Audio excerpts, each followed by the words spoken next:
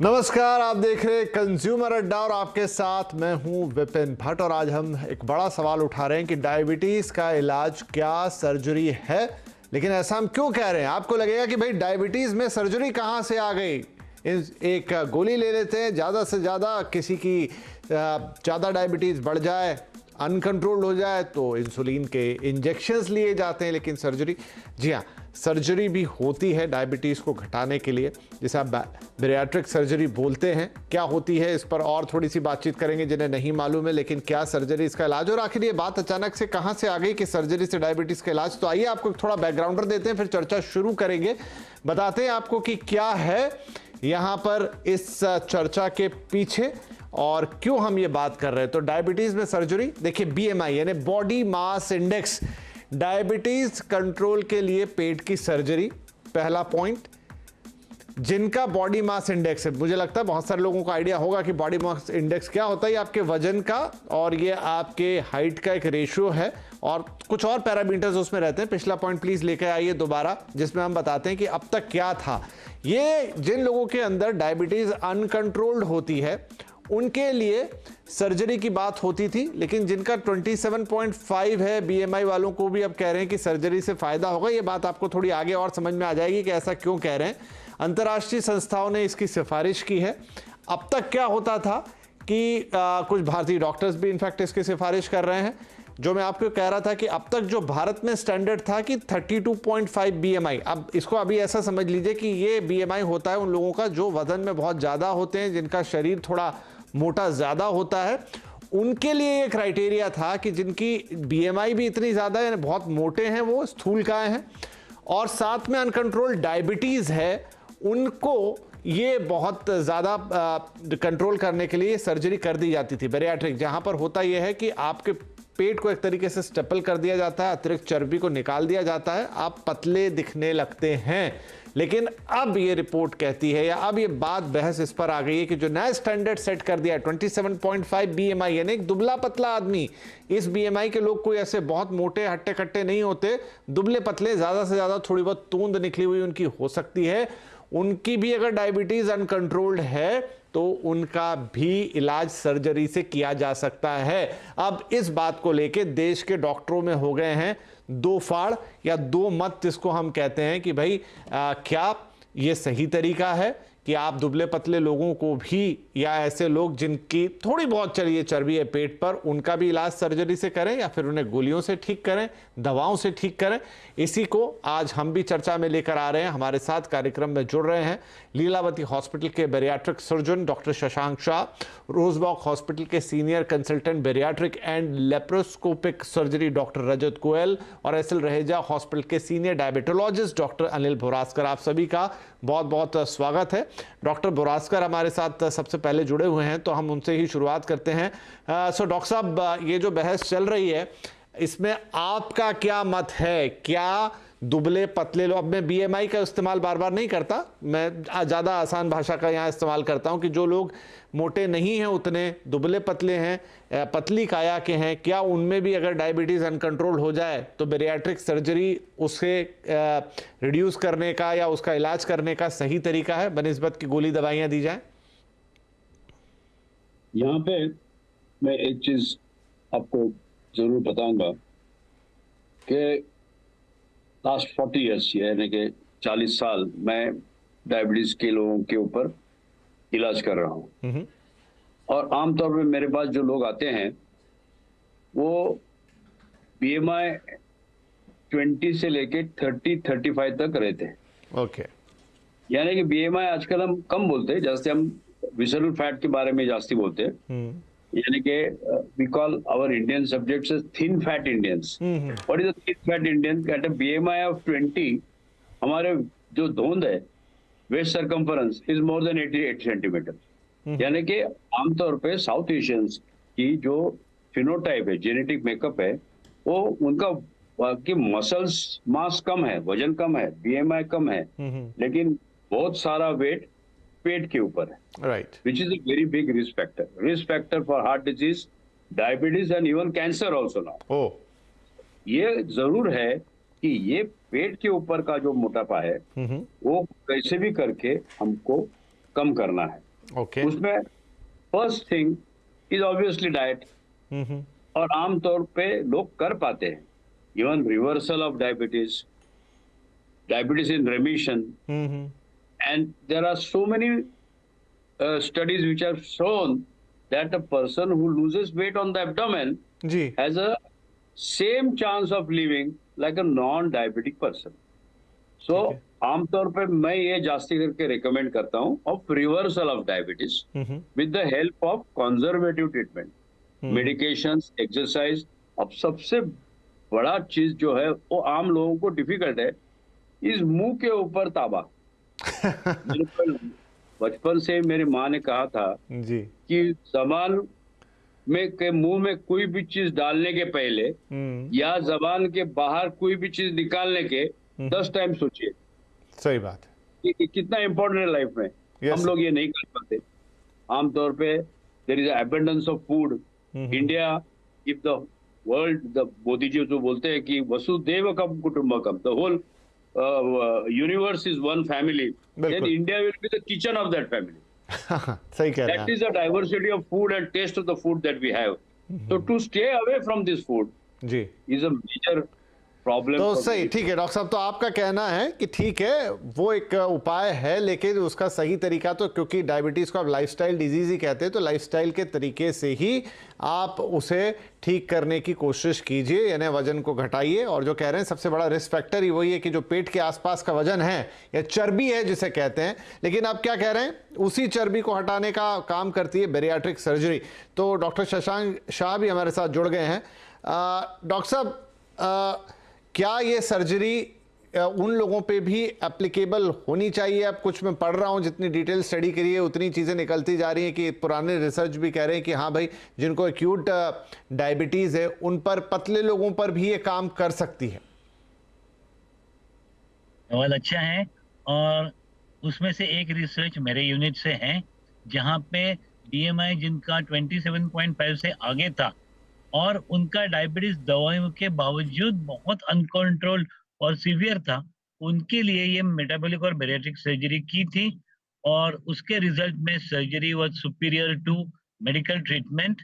ये रिसर्च को American diabetes association ने best worldwide research in Asian diabetic patients का अवार्ड भी दिया था, विवेन फोंसेका स्कॉलर अवार्ड। और उसके बाद सबसे बड़ी बात है कि दुनिया के सभी मेडिकल ऑर्गेनाइजेशंस ने उसे गाइडलाइन में इंक्लूड किया। आप बोलते हैं दुबला पेशेंट, पर मैं उसको दुबला नहीं बोलूंगा, और सभी डॉक्टर्स मान लेंगे कि इंडियंस जब भी दुबले होते हैं तो भी फैट का परसेंटेज बहुत ज्यादा होता है, तो इंडियंस को थिन फैट इंडियंस बोलते हैं।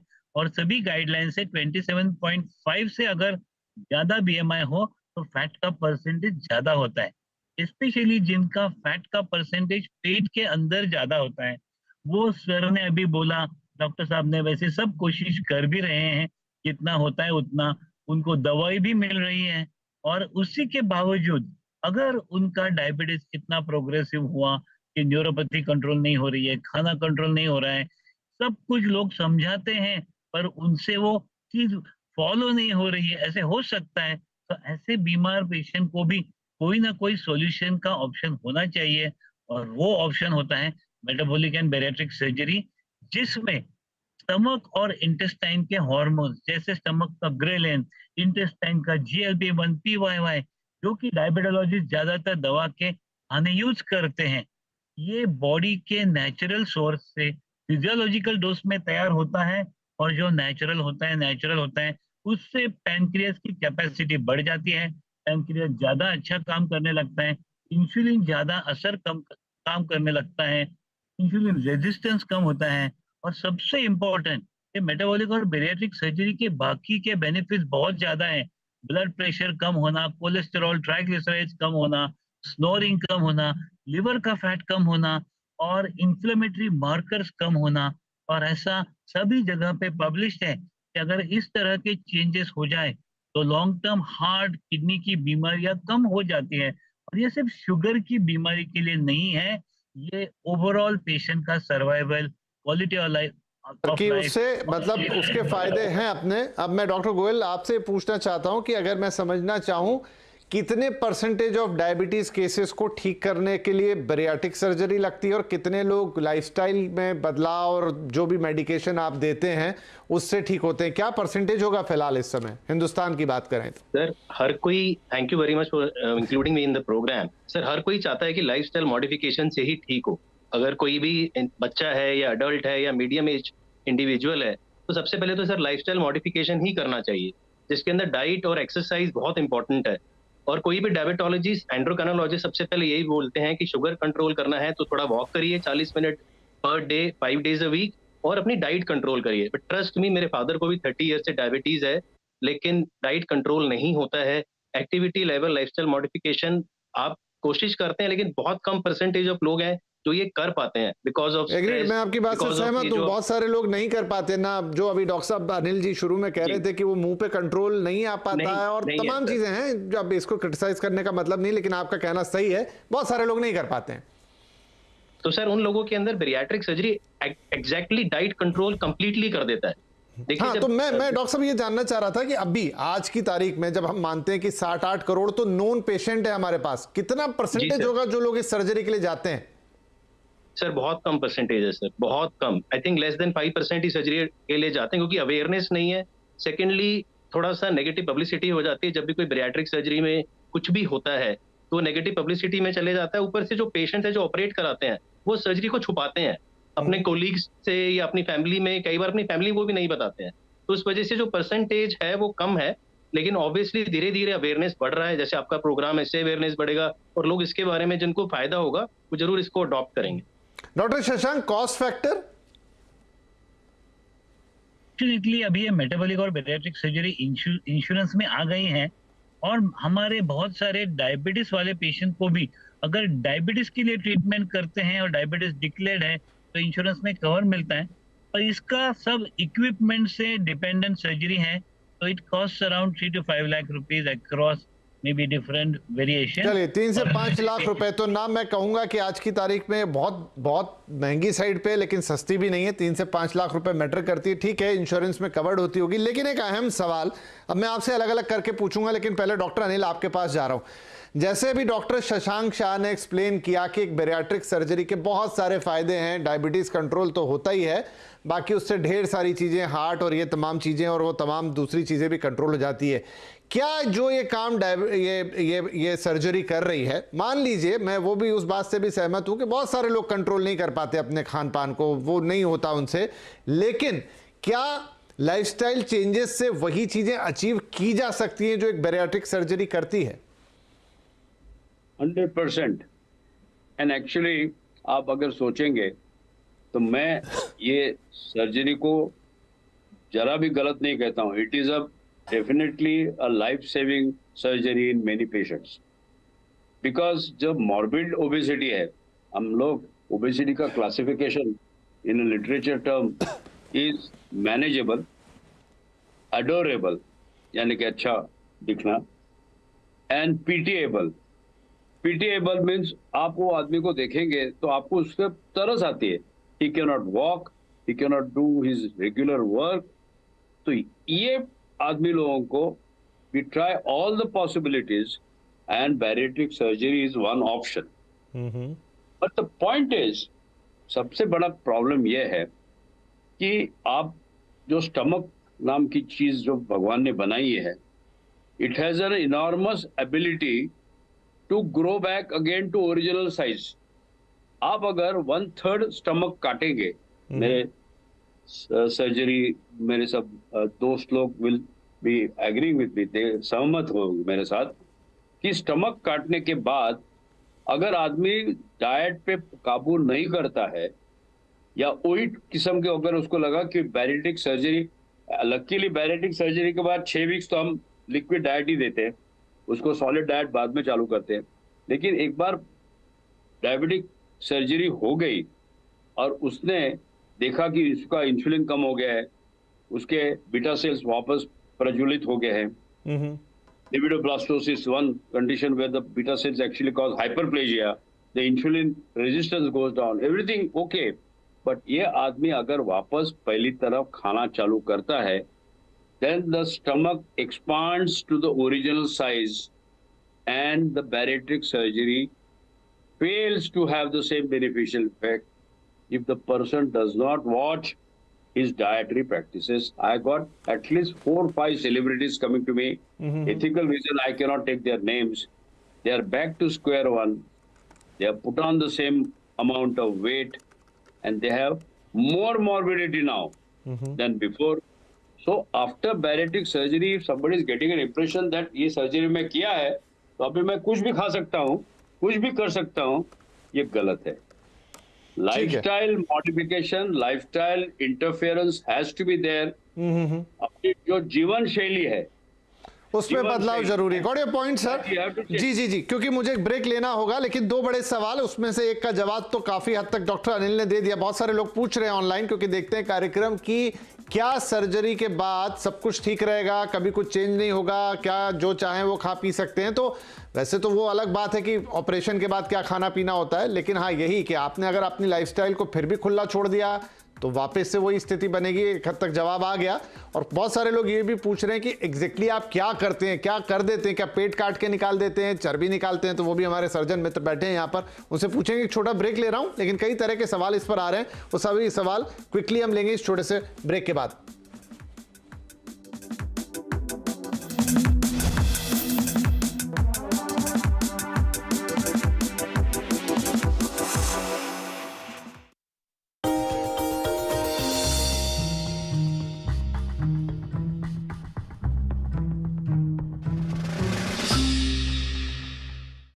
आज हम बातचीत करने वाले हैं पेंट स्पेस की मेगा कंपनी बर्जर पेंट्स के बारे में. दरअसल बर्जर पेंट्स से जुड़े हुए कई सारे इंटरेस्टिंग फैक्ट हैं, लेकिन सबसे इंटरेस्टिंग फैक्ट पहले तो इस कंपनी के नाम के साथ ही शुरुआत करते हैं, जहां पर इस कंपनी का जो नाम है वो कंपनी के एक्चुअल ओनर लुइस बर्जर के नाम पर रखा गया था.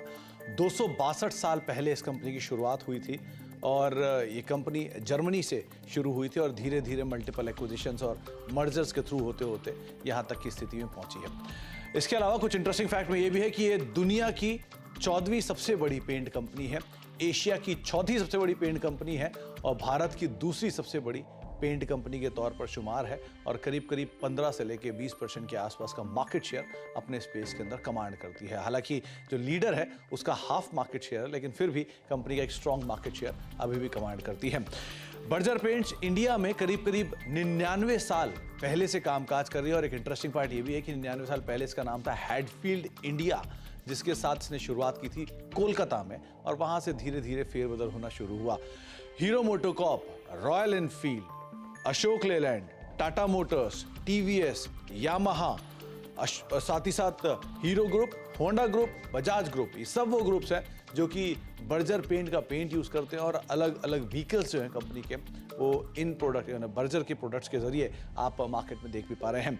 साथ ही साथ एक इंटरेस्टिंग फैक्ट ये भी है कि एक समय पर बर्जर पेंट्स को श्री विजय माल्या ओन करते थे, जबकि उनके फादर मिस्टर विठल माल्या ने मल्टीपल एक्विजिशंस के थ्रू इस कंपनी को भी एक्वायर कर लिया था और लेटर ऑन कंपनी ने या फिर विजय माल्या साहब ने इस कंपनी को एक अच्छे हैंडसम प्रॉफिट के साथ करीब करीब $66 मिलियन के प्रॉफिट के साथ इस कंपनी को एग्जिस्टिंग प्रमोटर्स को बेचा.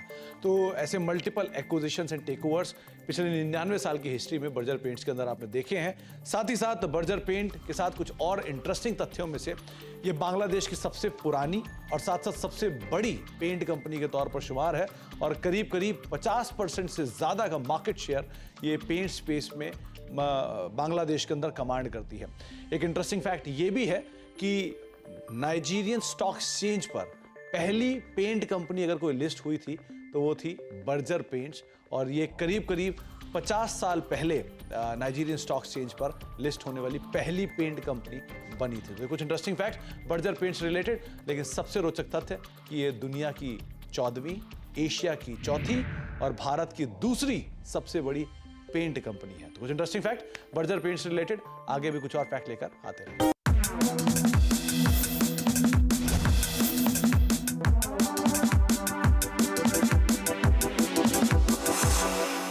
Welcome back. कंज्यूमर अड्डा में आज बात हो रही कि डायबिटीज का इलाज दवाइयां या फिर सर्जरी, क्योंकि बैरिएट्रिक सर्जरी को लेकर इस समय एक बड़ी बहस हिंदुस्तान में हो रही है जब से इंटरनेशनल लेवल पर ये नए मानदंड आ गए हैं बीएमआई के टर्म्स में, लेकिन सरल भाषा में समझ लीजिए कि अब आप पहले जो बहुत ज़्यादा मोटे लोग हैं और उनकी डायबिटीज़ अनकंट्रोल्ड है, उनके लिए कहा था कि आप उनकी बैरिएट्रिक सर्जरी कर दें, उनके पेट का साइज रिड्यूस कर दें, लेकिन अब कंपैरेटिवली कम बीएमआई वाले या दुबले पतले लोगों के लिए भी ये रिकमेंडेशन आया और इसी पर हमारी डॉक्टर फ्रेटर्निटी दो फाड़ है, उनके अलग अलग मत है।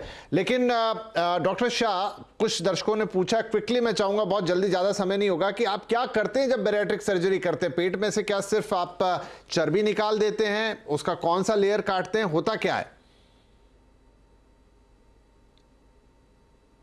या इंटेस्टाइन पे? जी सर बताएं। स्टमक का जो कर्वेचर होता है, जी जी, can you hear me? Yes yes. हाँ, स्टमक का कर्वेचर होता है, वो कर्वेचर से हार्मोन तैयार होते हैं जिससे मेटाबॉलिज्म फास्ट होता है, पैनक्रियास ज्यादा काम करता है, और वो हार्मोन को नॉर्मल लेवल पे लाने के लिए स्टमक के कर्वेचर को डिवाइड करते हैं। कभी कभी उसको निकाल देते हैं, उसको स्लीव गैस्ट्रेक्टमी बोलते हैं। कभी कभी उसके दो कंपार्ट और उसको इंटेस्टाइन कनेक्ट करते हैं। तो इंटेस्टाइन के हार्मोन, जैसे मैंने बोला GLP-1, PYY, जिससे पैनक्रियास की कैपेसिटी बढ़ती है, इंसुलिन की सेंसिटिविटी, दैट मीन इंसुलिन की काम करने की कैपेसिटी बढ़ती है, वो चेंज के लिए होता है। और इससे हार्मोनल चेंज की वजह से ऑटोमेटिकली एक्सेस क्रेविंग कम हो जाती है। जैसे कि अभी अनिल सर ने बोला, lifestyle change is very important. तो खाना खाने के बाद पेट भरने का सेटिस्फेक्शन बहुत जल्दी आ जाता है, भूख कम हो जाती है, और जब अपनी भूख हार्मोन से, ब्रेन से कम होती है, तभी आदमी वो फॉलो कर सकता है। ठीक है, गॉट योर पॉइंट सर, क्योंकि अब थोड़ा सा जल्दी मुझे करना होगा। डॉक्टर रजत गोयल, क्या ये सर्जरी सबके ऊपर एक जैसा काम करती है? सबके साथ एक जैसे रिजल्ट आते हैं? मान के चलिए, you become like a new born baby. आपका लाइफस्टाइल मॉडिफिकेशन बहुत इंपॉर्टेंट है। सर्जरी इनिशियली वो 100% करती है, लेकिन काफी बार क्या होता है कि सर ने बोला कि वेट बढ़ जाता है, तो जो लोग सर्जरी नहीं करा रहे हैं, क्या वो उतने ही वेट पे रहते हैं उतने सालों के अंदर, या वो आगे बढ़ जाते हैं? तो बेसिकली सर्जरी सब में बराबर काम करती है इनिशियली। डिपेंड ये करता है कि आप वो लाइफस्टाइल मॉडिफिकेशन आगे फॉलो करते हैं कि नहीं करते हैं। अगर आप करते हैं तो आप हमेशा स्लिम रहेंगे और फिट रहेंगे। अगर नहीं करते हैं तो डेफिनेटली आप वेट बढ़ा सकते हैं, अगर आप हेल्दी लाइफस्टाइल फॉलो नहीं करते हैं। Bariatric surgery is a thing to make you become healthy life. कोई साइड इफेक्ट इसके, कोई साइड इंपैक्ट? सर देखिए, जो भी लैप्रोस्कोपिक सर्जरी है, जो उसमें साइड इफेक्ट्स हैं वो उसके अंदर भी हैं। दूसरा, अगर डायबिटीज बहुत एडवांस्ड है और किडनी को इफेक्ट कर चुकी है, या आइज को इफेक्ट कर चुकी है, या आपकी आर्टरीज को इफेक्ट कर चुकी है, तो उसके जो साइड इफेक्ट्स हैं वो ऐड हो जाते हैं इस सर्जरी के अंदर, नहीं किसी भी सर्जरी के अंदर। जी ठीक है। डॉक्टर अनिल बोरास्कर, तो फाइनली क्या ये सिलेक्टिव पेशेंट्स के लिए होनी चाहिए? ये फॉर्मूला फिट फॉर ऑल नहीं हो सकता, और पहली प्राथमिकता हमेशा यही होगी कि आप नेचुरल तरीके से ही अपनी डायबिटीज को कंट्रोल करें? मेरे ये दोनों बहुत गहरे दोस्त है, डॉक्टर शाह, डॉक्टर गोयल, और मैं उनकी काफी इज्जत करता हूँ। They are doing a fine job. But I must also tell you कि जो बैरिएट्रिक सर्जरी के बाद, if you consider the cost involved in that, the person, average person, has got hardly any money left to eat. Leave alone him, even his family members also start losing weight. So I'm not saying that this is just in a light vein, but you try to understand this is a very extensive surgery, and it has got its side effects and it has got its plus points. I'm not saying that I don't recommend it to nobody. I do recommend it to some people, and they have benefited a lot.